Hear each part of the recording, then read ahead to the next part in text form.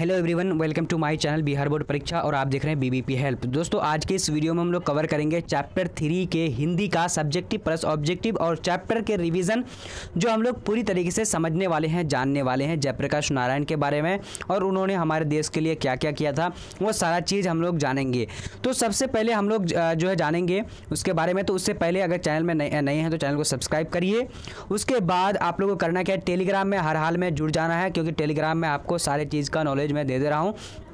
उसके बाद अगर आप हिंदी के चैप्टर 1, चैप्टर 2 और हिस्ट्री, ज्योग्राफी, पोल साइंस के अगर ये सारे वीडियो नहीं देखे हैं तो आपको लिंक डिस्क्रिप्शन बॉक्स में मिल जाएगा, जा करके जल्दी जल्दी जो है उसको क्लिक करो और देख लो, ठीक है।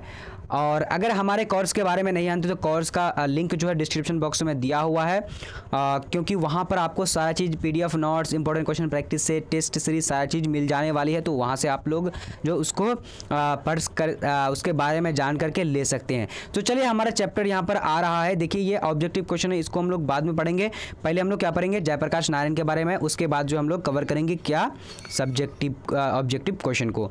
तो जान लेते हैं जयप्रकाश नारायण हमारे देश के लिए बहुत ही बड़े नेताओं में से एक थे, क्योंकि ये हमारे देश में जो है यानी जब पैदा हुए थे तो उन्होंने पढ़ना तो स्टार्ट किया था, लेकिन जो हमारे देश को आज़ादी दिलाने में और कई आंदोलन में शामिल हुए थे, जिन्होंने ये बहुत सारे जो है सम्मानित भारत रत्न और मैग्सेस सम्मान पुरस्कार से सम्मानित हुए थे, क्योंकि हमारे देश के लिए बहुत ज़्यादा जो है अच्छी तरीके से जो है काम किए थे। हमारे देश को आज़ादी से लेकर जो है बच्चे जो छात्र थे उनको लेकर, और जो हमारे देश में जो गलत नीतियां चल रही थी, जो सरकार के नीतियां गलत थी, उस नीतियों का इन्होंने आंदोलन करके जो है साथ दिया था। हमारे देश में जो है एक अच्छा नीति बनाने का साथ दिया था, काम कर रहा था। तो आज हम लोग सबसे पहले जानेंगे इसके बारे में, ठीक है। और इन्होंने क्या किया था हमारे देश को आज़ादी दिलाने के लिए और हमारे देश में जो गलत नीतियाँ चल रही थी, इन्होंने बहुत सारे आंदोलन भी किए थे।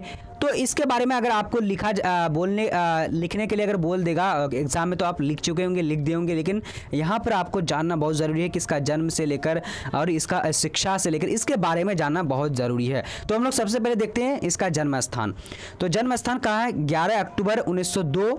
उसके बाद अच्छी तरीके से आप लोग देखिए, ठीक है। उसके बाद क्या, 8 अक्टूबर 1979 को कब क्या हुआ था, इसका मृत्यु हुई थी। उसके बाद जन्म स्थान, थोड़ा सा क्वालिटी कम है बट मैं आवाज़ से आप लोग को बोल रहा हूँ, सुन रहे हैं आप लोग, ध्यान से देख लीजिएगा। जन्म स्थान सिताब दियारा गांव उत्तर प्रदेश के बलिया और बिहार के सारण जिले में जो है यानी फैला हुआ था, यानी इसका क्या याद रखना है, सिताब दियारा तक, ठीक है। यानी ये कहाँ पर था, तो उत्तर प्रदेश में। अब यहाँ पर देखते हैं इसको बचपन का नाम में क्या था, क्या करके पुकारा जाता था। तो इसका बचपन में जो इसका नाम था बाउल था। उसके बाद बड़े होने के बाद इसको JP के नाम से क्या किया कि ये प्रख्यात हो गया, ये प्रसिद्ध हो गया। उसके बाद इसका नाम जो लोकनायक हो गया, जो लोग जानते थे कि JP के नाम से लोग इसको जानने लगे थे। लोकनायक मतलब जानना, ठीक है। उसके बाद इसका माता का नाम क्या था, माता का नाम फूल रानी था। उसके बाद पिता का नाम हरसू दयाल था, ठीक है, हरसू दयाल। उसके बाद इसका पत्नी का नाम क्या था, देखिए प्रभावती देवी। ये भी आपको ऑब्जेक्टिव में पूछा जाता है, ठीक है, कि इसका पत्नी का नाम तो प्रभावती देवी था। उसके बाद इसका प्रभावती देवी का पिता का नाम क्या था, देख लीजिए यहाँ पर क्या कि प्रसिद्ध गांधीवादी ब्रज किशोर, ठीक है, ब्रज किशोर प्रसाद जी की पुत्री थे, ठीक है। गांधीवादी था ये ब्रज किशोर, ठीक है। तो राइट आंसर हम लोगों ने यहाँ पर एक ऑब्जेक्टिव देख रहे हैं कि यानी प्रभावती देवी किसकी पुत्री थी। तो ये भी आपको पूछा जा सकता है क्योंकि आपका बुक में दिया हुआ है, तो ये पूछा जा सकता है, ठीक है। उसके बाद इसका शिक्षा जो ग्रहण किया था, कहाँ से शिक्षा ग्रहण किया था, इसका जान लेते हैं। थोड़ा सा इसको जो है आप लोग ये मत समझिएगा इसका जो आर्थिक स्थिति बहुत अच्छा था, ठीक है, जिसके वजह से इन्होंने अमेरिका भी पढ़ने के लिए गया था, ठीक है। अब यहाँ पर देखिए शिक्षा जो कहाँ से हुई थी, आरंभिक शिक्षा घर पर ही हुआ था। उसके बाद क्या कहते हैं पटना कॉलेज में उन्होंने पढ़ा था, दाखिला लिया था। उसके बाद यहाँ से वो यहीं से बिहार में हिंदी के वर्तमान स्थिति पर वो क्या कहता कि लेख लिखने लगा था, ठीक है। और उन लेख जो लिखा था तो उसको पुरस्कार भी मिला था, ठीक है, सर्वोच्च पुरस्कार मिला था जो लेख लिखा था। तो उसके बाद क्या किया, पटना कॉलेज पटना में वो प्रवेश हो गया, ठीक है, वहाँ पर वो पढ़ना स्टार्ट कर दिया था।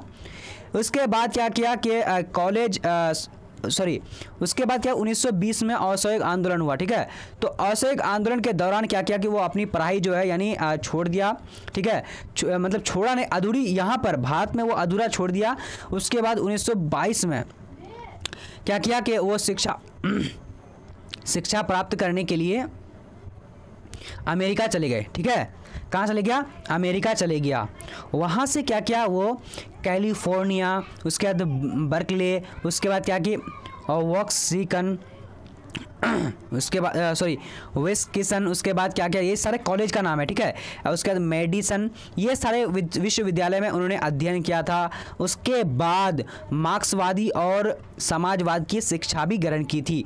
मार्क्सवादी, क्योंकि मार्क्सवादी सिद्धांत जो है बहुत बहुत बढ़िया था, वो भी उन्होंने जो शिक्षा ग्रहण किया। उसके बाद क्या क्या, उसके माँ की तबीयत खराब हो गई थी, जिसके वजह से वो क्या क्या कि PhD नहीं कर पाया और वो अपना देश लौट गया, ठीक है। उसके बाद देखिए अब यहाँ से शुरू होता है उसका राजनीतिक जीवन। उन्होंने राजनीतिक जीवन में क्या क्या किया, ये सारी चीज़ हम लोग देखेंगे। तो राजनीतिक जीवन उसका कब से शुरू हुआ था? 1929 में शुरू हुआ था, यानी वो क्या क्या कांग्रेस में शामिल हो गया। उसके 1932 में क्या किया कि सविनय अवज्ञा आंदोलन के दौरान, ठीक है, सविनय अवज्ञा आंदोलन के दौरान क्या किया कि वो जेल चले गए थे। जब सविनय अवज्ञा आंदोलन जो भाग लिया था तो उन्होंने क्या किया, उसको क्या किया, जेल में डाल दिया, क्योंकि वो काफ़ी जो है धाकर नेता थे, जिसकी वजह से सोच रहा था कि अगर ये आंदोलन करेगा तो ये बहुत ज़्यादा जो है भड़का देगा, इसीलिए इसको क्या किया कि जेल में डाल दिया। उसके बाद जेल से बाहर हुआ तो कांग्रेस के अंदर ही कांग्रेस सोशलिस्ट पार्टी जो है गठन कर दिया, गठन में भूमिका निभाई थी, यानी सोशलिस्ट पार्टी में काफ़ी जो है इसका भूमिका था। उसके बाद 1939 में सोशलिस्ट पार्टी के गठन में योगदान दिया। उसके बाद क्या किया कि धीरे धीरे सक्रिय राजनीति एवं सेवक से अलग हो गया, ठीक है। वो क्या किया कि उस राजनीति से अपने आप को अलग कर लिया, बिल्कुल अलग कर लिया कि मैं अकेले अपना पार्टी बनाऊंगा और अपने पार्टी से मैं लड़ूंगा। और आप लोग देखिए ध्यान से, ऑब्जेक्टिव अभी पढ़ेंगे, ध्यान दीजिएगा, अच्छी तरीके से डिस्कस मत कीजिए, ठीक है। उसके बाद क्या किया 1952 में सोशलिस्ट 1952 में क्या विनोबा भावे के सूर्योदय आंदोलन, एक क्या था, सूर्योदय नाम का एक आंदोलन था, ठीक है, आंदोलन से जुड़ा। और क्या किया कि 1974 में छात्र का नेतृत्व किया।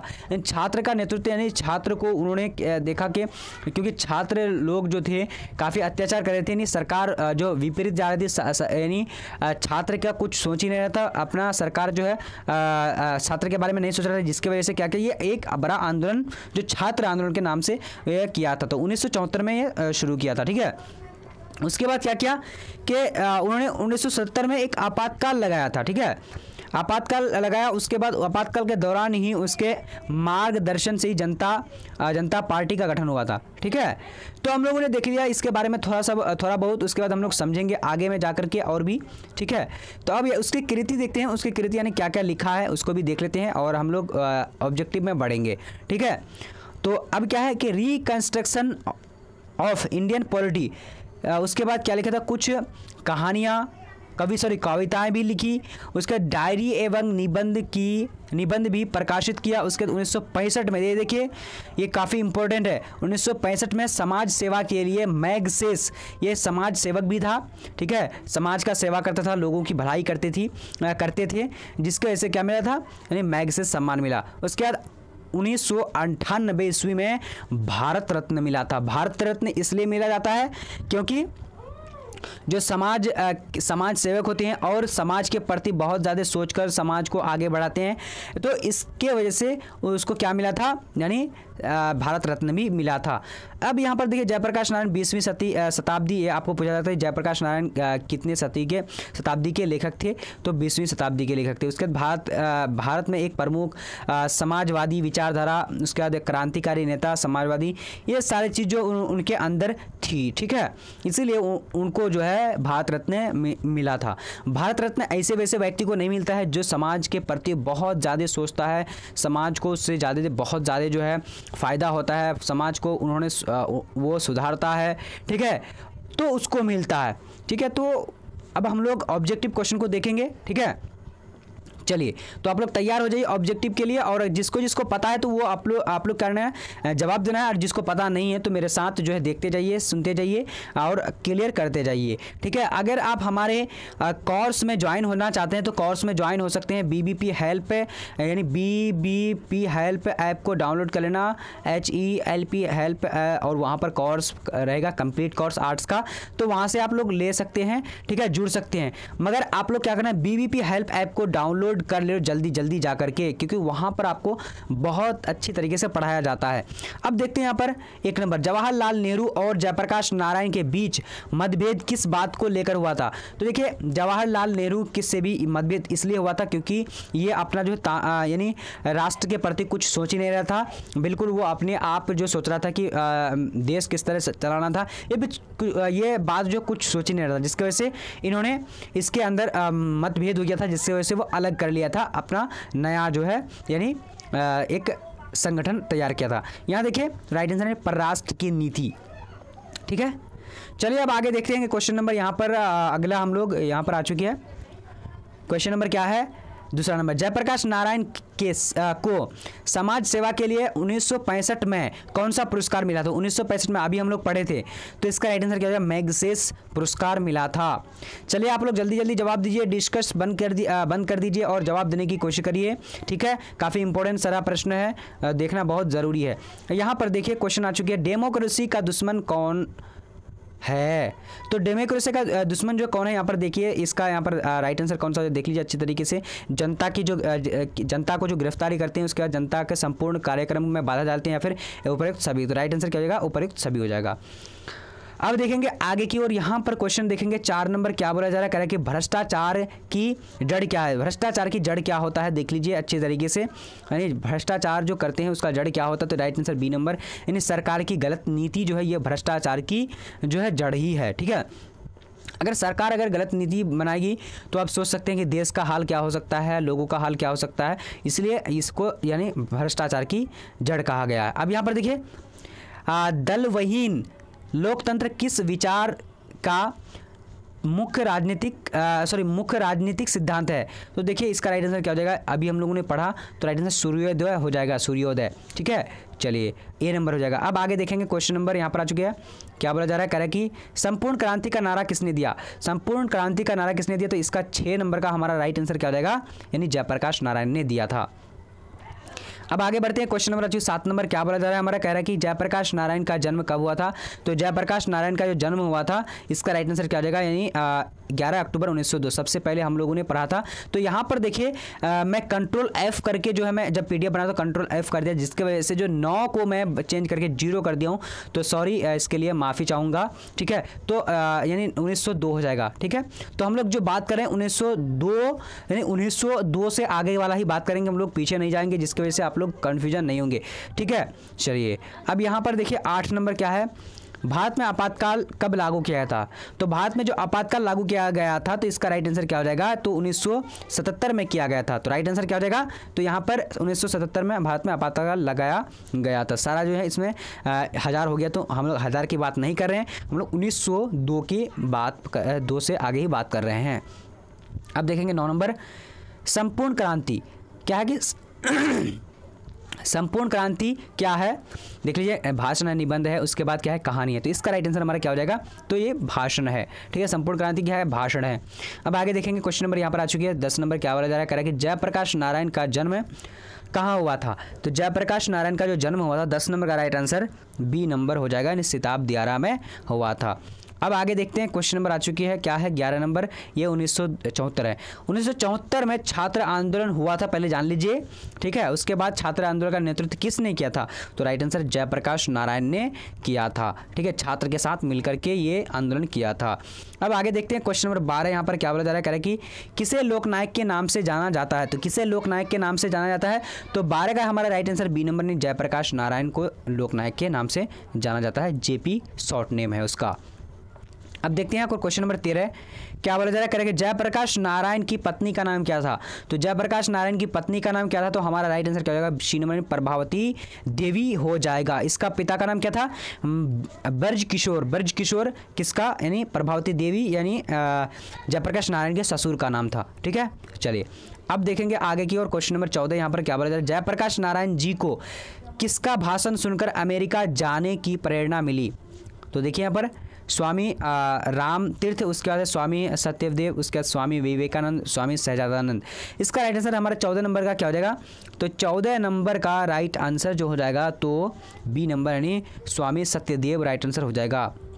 अब आगे देखेंगे क्वेश्चन नंबर यहाँ पर आ चुकी है 15 नंबर, क्या बोला जा रहा है, फ्री प्रेस के मालिक कौन थे। तो फ्री प्रेस के मालिक कौन थे, तो इसका राइट आंसर क्या हो जाएगा, आप लोग जल्दी जल्दी जवाब दीजिए, तेजी से देने की कोशिश करें। सी नंबर यानी सदानंद जी राइट आंसर हो जाएगा। ठीक है, चलिए बहुत बढ़िया, अच्छी तरीके से पूरे वीडियो को देखना है और यहाँ से आपको जो है इस चैप्टर से जितने सारे ऑब्जेक्टिव सब्जेक्टिव बढ़ेंगे हम लोग अच्छी तरीके से कवर करेंगे एग्जाम में, अगर आप पढ़ लेंगे इस तरह अच्छे तरीके से। तो अब यहाँ पर देखिए, उमा शंकर दीक्षित को ब्रेन ऑफ बॉम्बे किसे कहा जाता था। तो आप लोग जल्दी जल्दी जवाब दीजिए तेजी से, और जो भी नया स्टूडेंट जुड़ रहे हो चैनल में जल्दी जल्दी चैनल को सब्सक्राइब कर लो, क्योंकि यहाँ से आप जो अच्छी तैयारी कर सकते हैं। लेकिन जो भी हमारे ऐप पर बीबीपी हेल्प पर जो आ चुके हैं, ज्वाइन हो चुके हैं, कोर्स को जो है कोर्स में आ चुके हैं, तो मैं गारंटी कह रहा हूँ कि उसका 400 प्लस नंबर आ जाएगा अगर आप अच्छे से तैयारी करेंगे तो। ठीक है, तो आप लोग करना क्या कि हिस्ट्री ज्योग्राफी पोल साइंस का अगर वीडियो नहीं देखे तो डिस्क्रिप्शन में प्लेलिस्ट बना हुआ है, जाकर के देख लो। ठीक है, वहाँ पर मेरा नंबर भी है, नंबर दिया हुआ है, वहाँ से आप लोग जो है उसको पढ़ सकते हो। तो राइट आंसर हमारा क्या हो जाता है, तो उमा शंकर दीक्षित हो जाएगा। चलिए अब देखते हैं आगे की और यहाँ पर क्वेश्चन 17 को देखेंगे, जयप्रकाश नारायण ने ISC की परीक्षा कहाँ से पास की थी। तो 17 नंबर का राइट आंसर हमारा क्या हो जाएगा, तो डी नंबर यानी बिहार विद्या ज्ञानपीठ से। ठीक है, बहुत बढ़िया। अब आगे देखते हैं, क्वेश्चन नंबर आ चुकी है 18 नंबर, लेनिन की मृत्यु कहाँ हुई थी। तो लेनिन की मृत्यु कहाँ हुई थी, तो इसका राइट आंसर कब हुई थी, तो इसका राइट आंसर यानी 1924 हो जाएगा। तो यहाँ 1924 1024 अगर जहाँ भी लिखा हुआ रहेगा तो आप लोग 19 डायरेक्टली कर दीजिए, क्योंकि हम लोग 1902 से आगे ही बात कर रहे हैं। जयप्रकाश जी मार्क्सवादी कब बने, तो जयप्रकाशवादी जो मार्क्सवादी बने थे वो कब बने थे। तो हमारा राइट आंसर यहाँ पर क्या हो जाएगा, 19 नंबर का डी नंबर यानी 1924 में। ठीक है, चलिए अब आगे देखते हैं, क्वेश्चन नंबर 20 को देखेंगे, क्या बोल रहा है, फणीश्वर नाथ रेणु की पुस्तक है। तो फणीश्वर नाथ रेणु की पुस्तक कौन सी है, तो इसका राइट आंसर क्या हो जाएगा, 20 नंबर का डी नंबर नहीं महिला आंचल। ओके, महिला आंचल राइट आंसर हो जाएगा, हमारे बुक में यही जो है दिया हुआ है। अब यहाँ देखते हैं, क्वेश्चन नंबर आ चुकी है 1974 में बिहार प्रदेश के मुख्यमंत्री कौन थे, बिहार प्रदेश के मुख्यमंत्री कौन थे। तो राइट आंसर 21 नंबर का क्या हो जाएगा, यानी बी नंबर यानी अब्दुल गफूर था। ठीक है, अब्दुल गफूर। अब आगे जो है बढ़ते हैं हम लोग। चलिए यहाँ पर आ चुके क्वेश्चन नंबर 22, क्या बोला जा रहा है, कह रहा है कि जयप्रकाश नारायण का बचपन का नाम क्या था। तो जैसे हम लोग बचपन का नाम पहले इंट्रोडक्शन में पढ़ लिए थे, तो राइट आंसर क्या है, बाउल था। Right answer bowl, C number हो जाएगा। अब आगे देखेंगे, क्वेश्चन नंबर यहाँ पर आ चुकी है क्या 23 नंबर, क्या बता रहा है, जयप्रकाश नारायण ने किस साल छात्र आंदोलन का नेतृत्व किया था। तो देखिए यहाँ पर इसका राइट आंसर क्या हो जाएगा, 1974 में किया था। तो राइट आंसर क्या हो जाएगा, 1974। यहाँ पर राइट आंसर सी नंबर हो जाएगा। ठीक है, चलिए बहुत बढ़िया। अब आगे देखेंगे, क्वेश्चन नंबर यहाँ पर आ जाइए 24 नंबर, क्या बोला जा रहा है, कि जयप्रकाश नारायण के भतीजी का क्या नाम था। तो भतीजी का क्या नाम था, तो इसका हमारा राइट आंसर क्या हो जाएगा, जल्दी जल्दी आप लोग देखकर जवाब दे सकते हैं 24 नंबर का। चलिए बहुत बढ़िया, 24 नंबर का आंसर बी नंबर हो जाएगा, हर्षु दयाल हो जाएगा। अब आगे देखेंगे, क्वेश्चन नंबर आ चुकी है क्या 25 नंबर। 25 नंबर क्या है, दिनकर जी किस लिए प्रसिद्ध है। दिनकर जी किस लिए प्रसिद्ध है, तो इसका राइट आंसर क्या है, साहित्य रचना के लिए। साहित्य रचना के लिए दिनकर जी प्रसिद्ध है। कौन, रामधारी सिंह दिनकर। ओके, चलिए अब आगे देखेंगे, हमारा क्वेश्चन आ चुकी है 26 नंबर, क्या बोला जा रहा है, कह रहा है कि जयप्रकाश नारायण को भारत की जनता किस नाम से याद करती है। तो किस नाम से याद करती है, देखिए समाज नायक, उसके देश नायक या लोक नायक या फिर जन नायक। तो लोक नायक के नाम से जो है याद करती है, इसलिए लोक नायक के नाम से क्योंकि ये क्या थे कि समाज सेवक थे, समाज का सेवा करते थे, और ये बहुत जो है हमारे समाज के लिए बहुत ज़्यादा वर्क कर रहे थे। ठीक है, जिसकी वजह से लोक नायक बन गए थे। लोक नायक में लोगों का प्यारा। ओके, चलिए अब देखते हैं आगे की ओर, क्वेश्चन देखेंगे। यहाँ पर हमारा आ चुकी है 27 नंबर। क्या बोला जा रहा है, कह रहा है कि जयप्रकाश नारायण ने संपूर्ण क्रांति वाला ऐतिहासिक भाषण कहाँ और कब दिया था। तो 27 नंबर का राइट आंसर हमारा क्या हो जाएगा, तो डी नंबर हो जाएगा, यानी पटना में 5 जून 1974 में। ठीक है, यानी जयप्रकाश नारायण जो भाषण दिया था पटना में 5 जून 1974 में दिया था। अब यहाँ पर देखिए 28 नंबर क्वेश्चन क्या है, रिकंस्ट्रक्शन ऑफ इंडियन पॉलिटी किसकी रचना है। तो किसकी रचना है, तो इसका राइट आंसर यानी रिकंस्ट्रक्शन ऑफ इंडियन पॉलिटी किसकी रचना, तो इसका राइट आंसर डी नंबर हो जाएगा, यानी जयप्रकाश नारायण की। ओके, चलिए अब यहाँ पर देखते हैं क्वेश्चन नंबर 29 नंबर। प्रजा सोशलिस्ट पार्टी का गठन कब हुआ था। तो प्रजा सोशलिस्ट पार्टी का जो गठन हुआ था, तो इसका राइट आंसर क्या हो जाएगा, 29 नंबर का ए नंबर, यानी 1952 राइट आंसर हो जाएगा। ठीक है, 29 नंबर का। अब देखते हैं आगे की ओर। आज हम लोग कितना 29 क्वेश्चन को कवर किए हैं। और आप लोग अगर हमारे कोर्स में नहीं जानते, देखिए कोर्स में आपको क्या क्या मिलने वाली है, PDF notes, important question practice set, test series और model paper, guess paper, subjective objective question videos. ठीक है, यहाँ से आप अगर चाहेंगे कि पढ़कर 400 यानी 50 प्लस मार्क्स लाना चाहते तो आप ला सकते हैं, बस आप लोग को पढ़ने की ज़रूरत है। अगर आप लोग चाहते हैं कि सर के कोर्स के बारे में जानेंगे और कोर्स को परचेज़ करना चाहते हैं, तो इस नंबर पर कॉल करके पूछ सकते हैं, 7903288689 6। एक मिनट मैं दोबारा से लिख रहा हूँ, 7903288689। ठीक है, ये मेरा नंबर है, आप इससे जो है कॉल कर सकते हैं, पूछ सकते हैं, क्योंकि हमारी टीम जो है यहाँ पर आपको अवेलेबल मिल जाएगी। तो चलिए आज का लाइव सेशन हम लोग का इतना ही तक रहा, और अच्छा लगा तो लाइक करना, शेयर करना, और सभी स्टूडेंट को जल्दी जल्दी सब्सक्राइब करना जो नया स्टूडेंट हो। ओके।